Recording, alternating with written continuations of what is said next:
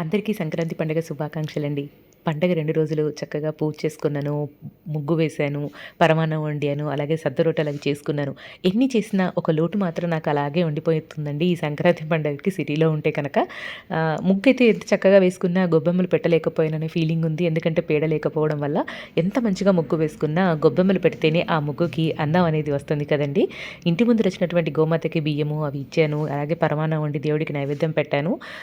పూజ ఇలా అయితే చేసేసుకున్నానండి. బట్ చిన్నప్పటి రోజులు ప్రతి సంక్రాంతికి నాకు గుర్తొచ్చేస్తాయి. చిన్నప్పుడైతే 15 రోజులు ముందుగానే రంగులు కలిపి పెట్టుకోవడం, ముగ్గులు వేయడం, అందరూ అక్క చెల్లెలతో కూర్చొని, పక్కనింటి వాళ్ళతో కూర్చొని గొబ్బెమ్మలు చేసుకోవడం భలేగుంటుంది కదా! ఆ రోజులు మళ్ళీ ఎప్పటికి తిరిగి రావని అనిపిస్తుంది. అమ్మ వాళ్ళు ఈ పండగకి పాలు పొంగిస్తారనమాట. అమ్మ పాలు పొంగిచ్చే రోజు చక్కగా ముగ్గేసిందండి. మీకు చూపిద్దాం అని చెప్పేసి అది కూడా యాడ్ చేశాను. చేత కాకపోయినా బాగా వేసింది కదా! చాలా బాగా అనిపిస్తే కనుక వీడియో లైక్ చేయండి. ఎలా ఉందో కూడా కింద కామెంట్ సెక్షన్‌లో తెలియచేయండి. వీడియో నచ్చితే లైక్ చేయడం అస్సలు మర్చిపోకండి.